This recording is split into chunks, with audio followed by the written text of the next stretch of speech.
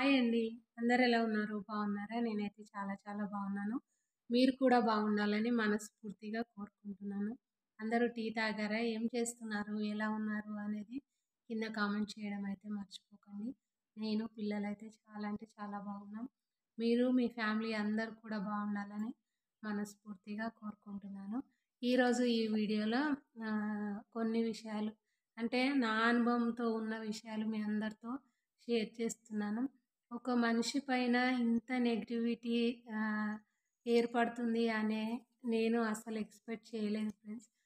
నా వరకు వచ్చింది కాబట్టి నేను ఈరోజు మీ అందరితో షేర్ చేయగలుగుతున్నాను. ఒక మనిషి పైన నెగటివిటీని క్రియేట్ చేసి నెగిటివ్గా మాట్లాడడం ఇదంతా నాకు అలవాటు లేదు కాబట్టి నేను ఉన్నంత పాజిటివ్గానే అందరూ ఉంటారు అనుకోవడం కూడా నా మూర్ఖత్వం. అందరూ అలా ఉండరు. ఒక్కొక్కరి మనస్తత్వాలు, ఒక్కొక్కరి మైండ్ సెట్, ఒక్కొక్కరి బిహేవియర్ అనేది ఒక్కొక్కలాగా ఉంటుంది. దాన్ని ఎవ్వరం కూడా తప్పు పట్టలేం. అది వాళ్ళు చేసుకున్న కర్మానుసారంగా, వాళ్ళు పుట్టిన విధానాన్ని బట్టి, వాళ్ళు పెరిగిన విధానాన్ని బట్టి, వాళ్ళు వెళ్ళే జీవితంలో వచ్చే ట్రబుల్స్‌ని బట్టి వాళ్ళు అలా మారుతూ ఉంటారు. అందరికీ పాజిటివ్‌గా ఆలోచించే మనస్తత్వం అనేది ఉండదనమాట. అది రావాలి అన్నా కానీ అదృష్టం చేసుకొని ఉండాలి. అంత అదృష్టం చేసుకొని ఉండాలి అంటే మనం ఎంత పాజిటివ్‌గా ఆలోచిస్తే అంత మంచి జీవితం ఉంటుంది అని నేను చాలా సార్లు అనుకునేదాన్ని.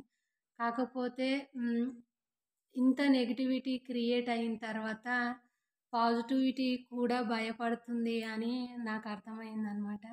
నేను ప్రతి వీడియోలో ఎప్పుడూ హ్యాపీగా ఉండేదే మీ అందరితో షేర్ చేస్తూ ఉండేదాన్ని. ఎంత బాధున్నా కూడా మళ్ళీ హ్యాపీగానే వీడియోస్ అనేటివి చేస్తూ ఉండేదాన్ని.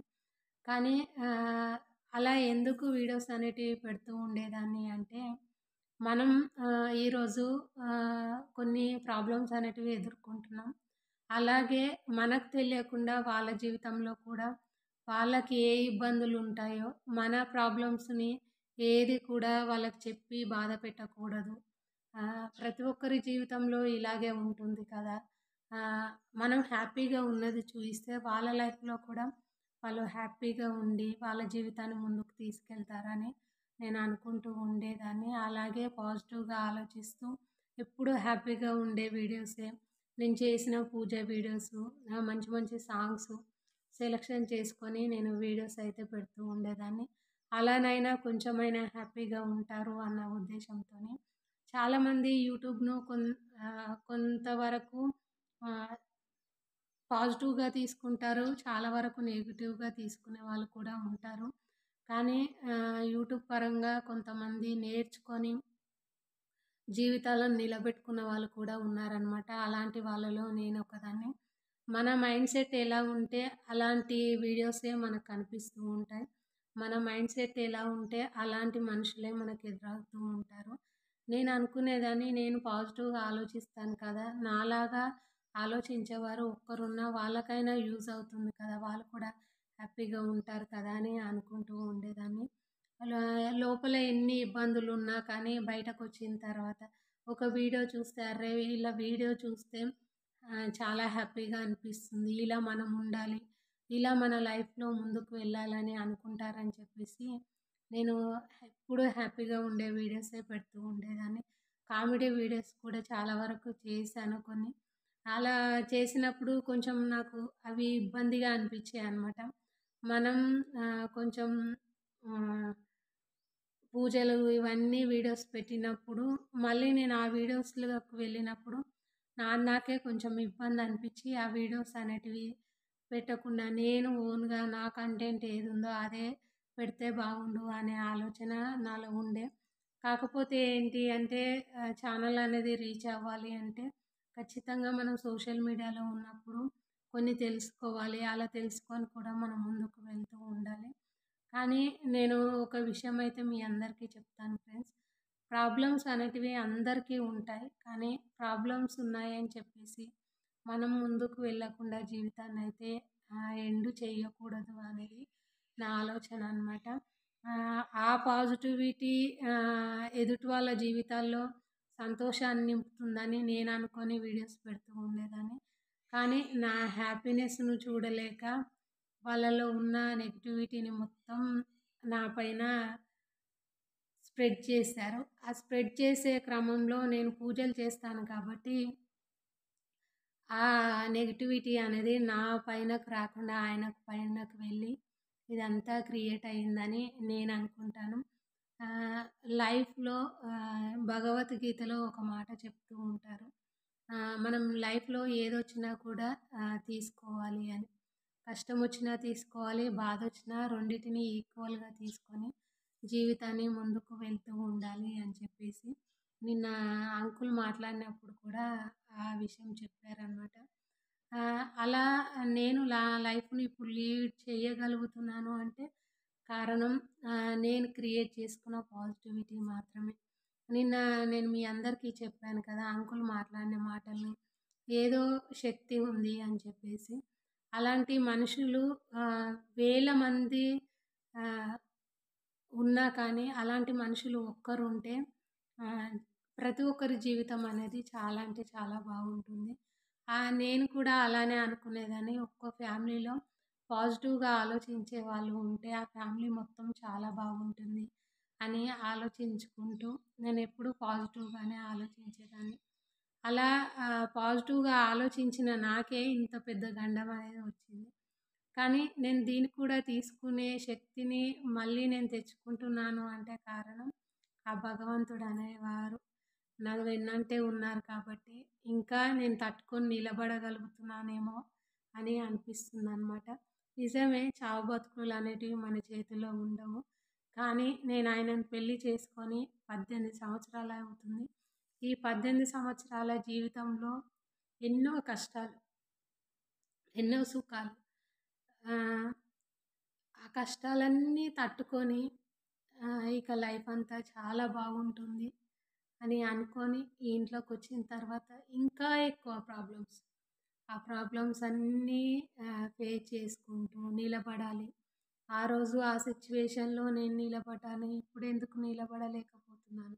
ఇవి చాలా చిన్న ప్రాబ్లమ్స్ అని అనుకోని చాలా వరకు నెట్టుకొచ్చాను. కానీ ఆహ్, అటు తిరిగి, ఇటు తిరిగి మనిషిని తీసుకెళ్ళేంత వరకు వచ్చిందనమాట. ఒక్క మాట మీ అందరికీ నేను చెప్పగలుగుతాను ఫ్రెండ్స్. ఏంటి అంటే, మనం ఎవరికైనా దానమైనా, ఏదైనా సరే, ఒకటి మనం మన చేతుల నుంచి ఒకరికి ఇచ్చాము అంటే, ఇచ్చినప్పుడే మనకు గుర్తుండాలి. తర్వాత మనకు గుర్తనేది ఉండకూడదనమాట. మన పెద్దవాళ్ళు అంటూ ఉంటారు, కుడి చేతితో చేసిన సహాయం అనేది ఎడమ చేతికి కూడా తెలియకూడదు అని. నేనెప్పుడూ అలానే అనుకోని ఎంతమందికి ఎన్ని చేసినా కూడా ఏ రోజు నేను ఇది చేస్తున్నానని ఏ ఒక్కరితోనూ కూడా చెప్పలేదు. కానీ ఈ ఇంట్లోకొచ్చిన తర్వాత మమ్మల్ని ఎంతోమంది ఎన్నో విధాలుగా ఎన్నో మాటలన్నారు. ఆ మాటలన్నీ అంటూ ఉంటే నా మనసు ఎంత బాధపడేదంటే బాబా దగ్గరికి వెళ్ళి ఒక్కొక్క రోజు బాబా దగ్గర నేను ఏడ్చిన క్షణం అది బాబాకు మాత్రమే తెలుసు. నేనెప్పుడూ ఒక మాట మీ అందరికీ చెప్తూ ఉండేదాన్ని. మన బాధని దేవుడితో చెప్పుకుంటేనే ఆ బాధ అనేది ఆహ్, ఆయనకు అర్థమైతేనే మన ప్రతి ఒక్క ప్రాబ్లమ్‌కి సొల్యూషన్ అనేది దొరుకుతుందని కూడా నేను చెప్తూ ఉండేదాన్ని. అలాగే అనుకోని ప్రతి విషయం బాబాతోనే చెప్తూ ఉండేదాన్ని. అలా నేను ఆహ్, మా ఆయన ప్రాణం ఇంకా ఒక నిమిషంలో పోతుంది అన్నప్పుడు కూడా బాబానే ఆహ్, ఎంత వేడుకున్నాను, ఎంత ఏడ్చాను అనేది నాకు మాత్రమే తెలుసు. కానీ కొన్ని సిట్యుయేషన్స్‌లో నెగటివిటీని తరిమి కొట్టాలి అంటే ఆ దేవుడు కూడా ఆహ్, ఆపలేని పరిస్థితి ఏర్పడిపోతుంది అని నాకు అర్థమైందనమాట. అలాంటి సిట్యుయేషన్ అనేది క్రియేట్ అయ్యింది. ఇప్పటికీ నేను బాబాని నిందించకుండా నేను ముందుకు వెళ్తున్నాను అంటే కారణం ఇది నా మంచితనం కాదు. ఆయన నాకు నేర్పిన సంస్కారం. ఆయన ఎప్పుడు హ్మ్, ఎదుటి మనిషిని ప్రేమించమనే చెప్తారు. ఆ ప్రేమనే నేనెప్పుడూ ఎదుటి మనిషికి ఇవ్వాలని ట్రై చేస్తూ ఉండేదాన్ని. కొంతమంది దాన్ని తప్పుగా తీసుకున్న వాళ్ళు కూడా ఉన్నారు. అలా తీసుకున్నా కూడా నేనొకటే అనుకునేది. బాబా, నేను చేసిన దాంట్లో ఏదైనా తప్పు ఉంటే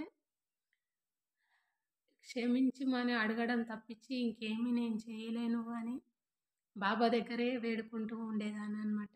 అలా నా జీవితాన్ని నేను ఎంత హ్యాపీగా ముందుకు తీసుకెళ్దామని ఎన్ని ప్రయత్నాలు చేశాను అనేది నా మనస్సాక్షికి తెలుసు. నా జీవితం కోసం, ఆయన కోసం నేను పడిన ఇబ్బందులు ఎవ్వరికీ కూడా తెలియదు. ఇబ్బందులంటే మీరు అనుకోవచ్చు ఫ్రెండ్స్, నువ్వేం ఇబ్బంది పడ్డావు? అప్పటి వరకు ఆయన పనికే వెళ్లారు కదా అని మీరు అనుకోవచ్చు. అన్నీ మనం చెప్పుకునేలాగా ఎవ్వరి జీవితం అయితే ఉండదు. ఉంటాయి ప్రాబ్లమ్స్ అనేటివి ప్రతి ఒక్కరికి ఉంటాయి. ఒక్కొక్కరి మనస్తత్వం అనేది ఒక్కొక్క తీరు ఉంటుంది. ఒక్కొక్కరి మైండ్‌సెట్ అనేది ఒక్కొక్క తీరు ఉంటుంది. ఆ ఇంట్లో ఉండి అది వాళ్ళతో మనం లైఫ్ లీడ్ చేస్తూ ఉంటేనే అర్థమవుతూ ఉంటుంది. ఒక కుటుంబం నుంచి ఒక కుటుంబంలోకి మనం వచ్చిన తర్వాత వా మన మైండ్‌సెట్ అనేది వీళ్ళ మైండ్‌సెట్ అనేది ఆహ్, చాలా అంటే చాలా డిఫరెంట్‌గా ఉంటుంది. ఈ కుటుంబంలోకి మనం వస్తాం కాబట్టి మన మైండ్‌సెట్‌ని వీళ్ళ మైండ్‌సెట్ తగ్గట్టు మనం మార్చుకోవాలి తప్పించి ఆహ్, వచ్చాము అని చెప్పేసి మన మైండ్‌సెట్‌ని వీళ్ళు అర్థం చేసుకోవాలి అంటే అది ఎప్పటికీ జరగని పని. ఎందుకంటే ఒక కుటుంబం నుంచి మనం ఈ కుటుంబంలోకి వచ్చాం కాబట్టి ప్రతి ఒక్కటి మనమే అర్థం చేసుకోవాలి. వీళ్ళ మనస్తత్వాలేంటి? వీళ్ళు ఉండే విధానం ఏంటి? వీళ్ళలో ఉన్న ప్రేమ ఆహ్, ఎలా ఉంది? అసలు వీళ్ళలో మనం వీళ్ళతో ఎలా ఉంటే మన లైఫ్ అనేది హ్యాపీగా ఉంటుంది అనేది మనం కనుక్కున్నప్పుడే మన జీవితంలో ముందుకు వెళ్తూ ఉంటాం. అందుకే నేను ప్రతిసారి చెప్తూ ఉండేదాన్ని. ఇప్పుడే కాదు, ఆయన చనిపోకముందు కూడా నేను చాలా సార్లు చెప్పాను. ఆహ్, ఈ మన సంసారం అనేది ఒకరికి అర్థం కాదు. వాళ్ళ సంసారం అనేది మనకు అర్థం కాదు. ఎవ్వరి జీవితంలో వాళ్ళకు ప్రాబ్లమ్స్ అనేటివి ఖచ్చితంగా ఉంటాయి. వాటిని ఫేస్ చేసుకుంటూ ముందుకు వెళ్ళడమే జీవితం అనేది. అలా ముందుకు వెళ్తున్న క్రమంలోనే ఇంత పెద్ద గండం రావడం అనేది అసలు ఇది ఒక షాకింగ్ లాగా ఉందనమాట. నాకు ఎంత ధైర్యం ఉండే అంటే ఆయన ఎటు వెళ్ళి వచ్చినా, ఏం చేసినా కూడా ఆయన ఒక్కరే నా ధైర్యం ఉంటుండే. ఇప్పుడు ఆహ్, ఆయననే లేకపోయేసరికి అసలు ఎంత టెన్షన్ అంటే ఈ బాధను తట్టుకోవడం చాలా అంటే చాలా కష్టమవుతుంది ఫ్రెండ్స్. కాకపోతే పిల్లల కోసం తట్టుకోవాలి తప్పదు. మా అమ్మ చిన్నప్పుడు చనిపోయినప్పుడు కూడా అస్సలు నేను హ్మ్, ఏడ్చానా లేదా అనేది నాకు తెలియదు. ఆహ్, మా నాన్నమ్మ చనిపోయినప్పుడు ఆ బాధ అనేది నాకు అర్థమైంది. ఇప్పుడు నా లైఫు ఆహ్, లో ఎక్కువగా నన్ను అర్థం చేసుకున్న వ్యక్తి ఎవరైనా ఉన్నారు అంటే అది మా ఆయన ఒక్కరే. నా ప్రతి ఇష్టాన్ని ఎంత బాగా అర్థం చేసుకుంటున్నాడంటే అసలు అంత బాగా అర్థం చేసుకుంటుండే.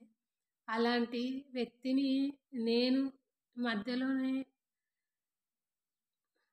కోల్పోవడం అనేది నా దురదృష్టం. నేను ఇంకేదైనా